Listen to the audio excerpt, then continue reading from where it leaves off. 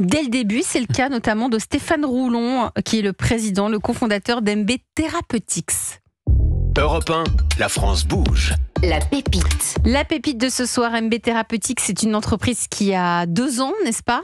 Exactement. Stéphane, elle est montpelliéraine. Vous êtes né en Charente, près d'Angoulême. Vous avez grandi là-bas. Et vous avez toujours eu un goût pour tout ce qui était autour des sciences.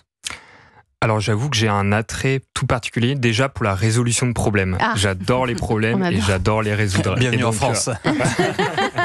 Et donc c'est tout particulièrement du coup en sciences que je travaille ce sujet de la résolution de problèmes et j'y ai pris goût au fur et à mesure des études. De vos études d'ingénieur. Et de ma carrière professionnelle. Études d'ingénieur avec une option pharma, l'école des mines d'Albi. On s'est bien raconté un peu les parcours.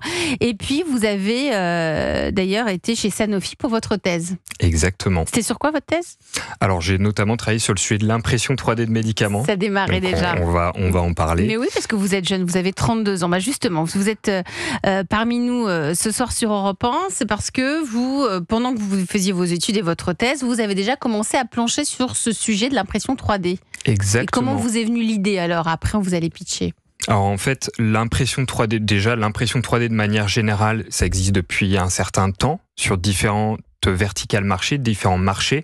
Et donc c'était tout naturel dans l'industrie pharmaceutique où on a besoin de flexibilité, de tester la technologie d'impression 3D pour voir si ça peut répondre à la production de médicaments sur du développement de nouveaux médicaments. Et c'est donc dans le cadre de mon expérience dans l'industrie pharmaceutique que j'ai testé et développé cette technologie. Voilà, vous allez nous la pitcher pour qu'on comprenne vraiment de quoi vous parlez. MB Therapeutics, c'est quoi, Stéphane Roulon ? On vous écoute, c'est à vous.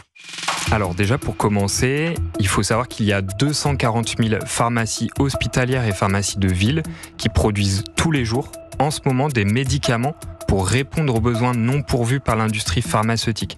Et ces productions de médicaments, elles sont faites de manière manuelle, en broyant des poudres, les mélangeant pour produire des gélules ou des suspensions liquides. Et dans ce contexte-là, avec MB Therapeutics, on propose une solution clé en main de production de médicaments personnalisés. Et pour ce faire, c'est très simple. On peut imaginer comme une machine à café Nespresso. Le pharmacien reçoit ses cartouches pharmaceutiques qui contiennent excipients, principes actifs. Il est équipé dans sa pharmacie d'une imprimante 3D. L'opérateur peut donc connecter la cartouche pharmaceutique à l'imprimante 3D. Il sélectionne le dosage, la quantité à fabriquer et l'imprimante produit le médicament. Et donc ça permet l'automatisation du processus, la sécurisation de la fabrication et d'accéder à de nouvelles fonctionnalités d'administration clés comme de l'eurodispersible ou de la libération prolongée. Merci pour votre pitch, Stéphane Roulon, c'est très clair, président et cofondateur d'MB Therapeutics. Tour de table, Benjamin. Déjà, j'apprends qu'il y a des médicaments qu'on fabrique aussi dans les officines. Je ne savais pas. Notamment dans le contexte de rupture de stock en médicaments, où les pharmacies ont beaucoup pris le relais sur la production. Finalement, c'est le métier ancestral du pharmacien. Exactement. C'est la fabrication, c'est la préparation de médicaments. Je me tourne vers notre invité de la France Bouge ce soir, Guirec Lelousse, le patron d'Urgo Médical. Votre regard sur MB Therapeutics ? Moi, je trouve ça génial parce qu'on parle justement de ces sujets des ruptures, qui est un sujet extrêmement présent. On l'a vécu dans le Covid, mais ça reste très présent aujourd'hui. Souvent, on va chercher des antibiotiques, notamment pour les enfants, c'est en rupture de stock. Exactement, on a tous vécu ces sujets-là. Et du coup, je me demande, est-ce que cette solution permettrait potentiellement de supprimer toutes les ruptures en médicaments demain ? Alors c'est une solution qui contribue très clairement à la souveraineté industrielle nationale, parce qu'en fait on augmente la capacité de production des pharmacies en faisant ça. Donc il faut avoir en tête que ces sujets de rupture de stock, ça surcharge vraiment la capacité de production des pharmacies, et donc en amenant un outil de productivité dans ces pharmacies, naturellement déjà juste par ce biais-là, on augmente en fait la capacité de production. Donc c'est révolutionnaire, et cette révolution peut avoir lieu grâce à l'impression 3D. Et là, on vient au sujet. Exactement. L'impression 3D, c'est un moyen technique, en fait, tout simplement, mis au service des pharmacies pour produire du médicament et peut-être d'autres produits. Peut-être chez Urgo, il y a un sujet de production de produits personnalisés directement en pharmacie. Là, on évoque la pénurie, mais vous, quand vous montez cette start-up, vous ne pensez pas forcément à répondre au problème de la pénurie. C'est surtout pour du sur-mesure. Parce que vous avez dit dans votre pitch, ça répond aux besoins non pourvus par l'industrie pharmaceutique. le premier marché qu'on adresse sur ce marché de la préparation pharmaceutique, c'est les produits fabriqués en pharmacie tous les jours en ce moment. D'accord. Ça, c'est le premier moyen d'amener la technologie dans les pharmacies. Et en effet, il y a des sujets qu'on travaille, le sujet des ruptures de stock, qu'on travaille d'ailleurs en partenariat avec un certain nombre d'établissements hospitaliers, justement pour proposer des solutions directement aux pharmacies. Flore Agnel, vous êtes la coach de ce soir sur Europe 1, qui est habituée, Flore, je le rappelle, aux startups. Elle les accompagne, elle les consolide parce qu'elle est déléguée générale de l'incubateur Willa. Flore. Oui, moi je disais en début d'émission que j'étais impressionnée et je suis vraiment impressionnée par ce que vous avez réussi à faire et ce que vous voulez faire, parce que l'impression 3D effectivement apporte c'est une des réponses possibles sur un marché qui n'est pas forcément adressé avec l'impression 3D aujourd'hui. Vous répondez à un vrai besoin sociétal sur la rupture de stock, sur la personnalisation des médicaments. Il y a un point qu'on regarde toujours aussi quand on fait de l'accompagnement, ou de l'investissement, c'est l'équipe qui porte le projet. Et vous êtes une équipe légitime, experte, avec une crédibilité aussi scientifique.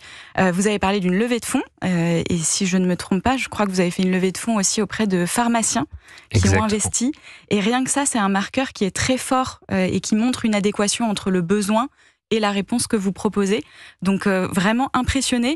Et après, bien sûr, y a des enjeux réglementaires, logistiques, et le modèle économique aussi est très pertinent. Je trouve que c'est intéressant de le souligner. Justement, alors c'est quoi ce modèle économique ?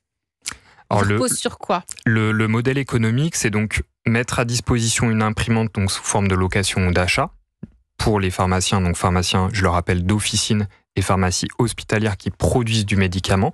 Et après, au niveau de la cartouche pharmaceutique, donc on n'est pas très innovant sur la manière de les vendre. On les vend à l'unité ou sous forme de lot pour permettre aux pharmaciens de les stocker et de les mettre en œuvre au fur et à mesure du besoin de production. Et ça coûterait combien cette imprimante ?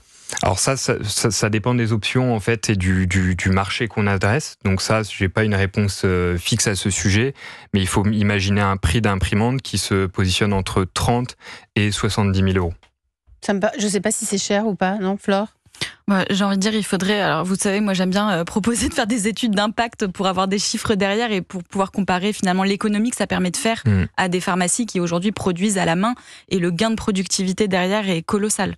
Ça, c'est la première chose qu'on a faite, c'est la réglementation et justement des études économiques pour valider la viabilité financière déjà de la solution, même si en effet ça apporte aussi des gains en qualité, en personnalisation et en fonctionnalité de médicaments. Mais l'aspect économique est clé et central aussi. Donc, c'est des choses qu'on a fait. Alors, Flore le disait, vous avez levé des fonds récemment. Exactement. Combien ? On a mobilisé 2,5 millions. Et donc, ça, on l'a fait notamment avec des pharmaciens qui font des productions de médicaments tous les jours et qui voient ces problématiques marcher et qui identifient que l'impression 3D, c'est un sujet qui va leur permettre d'apporter de meilleurs traitements à leurs patients. Donc ça, c'est un élément clé. Et cette levée de fonds nous a permis de mettre en place un atelier de production pour produire ces cartouches pharmaceutiques qu'on va commercialiser début 2027. Alors, ce qui nous fait plaisir aussi, parce qu'on était avec Guirec Lelousse qui nous a donc annoncé cette ouverture d'une 5e usine Urgo dans la Loire pour 2027, c'est ça, c'est que vous, à votre échelle aussi, vous êtes en train de tout faire fabriquer en France. Exactement. L'imprimante est fabriquée en France et les cartouches pharmaceutiques sont fabriquées en France. C'était important pour vous ? C'est important, c'est clé. Ça a été évoqué à juste titre. Pour ce type de produit innovant, on a besoin d'experts sur le sujet. Et donc en France, on est quand même très bien positionné pour agréger les meilleurs autour d'une table et faire des produits innovants. Si vous êtes parmi nous ce soir sur Europe 1, Stéphane Roulon, pour MB Thérapeutique, c'est aussi parce qu'il y a des besoins, et Flore a étudié les besoins de MB Thérapeutique. Parmi les besoins, c'est quoi en fait la priorité pour vous ? Alors, les sujets de commercialisation, c'est toujours un sujet, notamment dans l'industrie pharmaceutique. Donc, on a des plans très précis, mais c'est toujours intéressant d'avoir des retours extérieurs sur quelles sont les bonnes pratiques de commercialisation d'un produit pharmaceutique, notamment sur le marché US, qui est, ça a été évoqué, un des gros marchés de MB Thérapeutique. Dessus ou pas encore ? On l'étudie, on prépare des plans, mais on se positionnera aux US en 2029. Et il n'y en a pas encore aux États-Unis ? Ce type d'entreprise existe déjà aux États-Unis ou pas encore ? Il n'y a pas d'entreprise qui propose des solutions de production décentralisées comme on le fait. Par contre, il y a une énorme pratique de la production de médicaments directement en pharmacie. On voit ces piluliers fabriqués directement en pharmacie. Il y a une énorme pratique, beaucoup plus développée qu'en France et en Europe. Flore Agnel, alors comment pouvons-nous aider ce soir Stéphane Roulon pour MB Therapeutics? Quels sont les conseils que vous pourriez donner pour répondre aux besoins de la start-up? C'est une excellente question. Et il y a beaucoup de choses. Il y a beaucoup de choses et je suis pas sûre d'arriver à apporter une solution. Mais peut-être un regard externe aussi par rapport à des entreprises qu'on peut accompagner et ce qu'on a pu voir sur le marché. Moi, spontanément, j'aurais dit que ça pouvait être intéressant de prioriser des marchés pilotes où le cadre réglementaire était le plus proche de celui de la France. Est-ce qu'en Europe, ça facilite aussi de regarder des pays où il y a de l'innovation hospitalière aussi, où les pays sont plus friands de cette façon de développer? Est-ce que la Belgique, l'Allemagne, les Pays-Bas, après bien sûr les US, alors c'est plus loin, mais c'est un marché qui est friand aussi des innovations dans le secteur de la santé, donc bien sûr que c'est un marché à regarder. Après, je me suis dit, est-ce que ça pourrait être intéressant de nouer des partenariats locaux avec des clusters de l'accompagnement ou des organismes comme Business France, par exemple. Je sais que vous êtes lauréat France 2030, donc ça peut aussi permettre d'ouvrir des marchés, peut-être des marchés aussi sur des financements qui peuvent aider dans le développement de MB Therapeutics. Et après, est-ce que d'envisager des collaborations avec des distributeurs d'équipements pharmaceutiques, avec des contrats d'exclusivité ou pas sur des marchés très locaux, est-ce que ça pourrait permettre de potentiellement tester un marché et un développement? Qu'est-ce que vous en pensez? Hyper intéressant et c'est toujours un plaisir d'échanger sur le sujet du médicament personnalisé. Tout ça, ce qui a été évoqué, c'est des sujets forcément qu'on réfléchit, qu'on articule dans le temps, parce que c'est aussi ça qui est clé, c'est de phaser les choses et de les avancer proprement. Donc en effet, Business France, on est en train d'échanger justement avec Business France. On échange aussi avec des distributeurs pour voir la meilleure manière de positionner notre solution, tout particulièrement sur des pays en dehors de la France, que la France, c'est un marché quand même qu'on connaît très bien, sur lequel on est en train de monter un certain nombre de partenariats, notamment avec des hôpitaux. Donc oui, pour les sujets hors de France, c'est des choses qu'on regarde. Benjamin. Peut-être un lien avec Urgo Medical. Est-ce qu'on est capable d'imprimer des pansements ou d'imprimer des compressions? Est-ce que c'est possible? Moi, je pose la question à Guirec. Est-ce que ça peut être intéressant?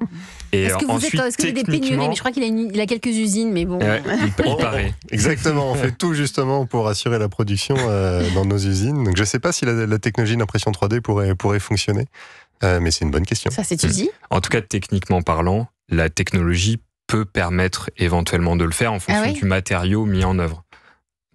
Après, ça dépend de l'application. Qu'est-ce que, Stéphane Roulon, quels sont les médicaments, pour quel type de pathologie vous utilisez le plus votre technologie, votre innovation? Alors nous, on est agnostique sur l'ère thérapeutique et sur le type de patient. On regarde vraiment frontalement qu'est-ce que produisent les pharmacies. On priorise des molécules, on les développe et on les propose aux pharmaciens. Les molécules donc ça va. Alors il y a beaucoup quand même de molécules en pédiatrie, parce qu'il faut avoir en tête que les suspensions liquides vont contenir des fois des excipients à effet notoire et parfois contre-indiqués, et les gélules peuvent pas être avalées par les enfants. Donc dans ce cadre-là, on est souvent sur là en fait, on développe des orodispersibles, soit donc dans un très petit volume d'eau, soit directement dans la bouche. Le médicament peut se disperser, donc c'est des solutions qu'on développe. Donc essentiellement pour le marché de la pédiatrie pour l'instant, beaucoup. Notamment.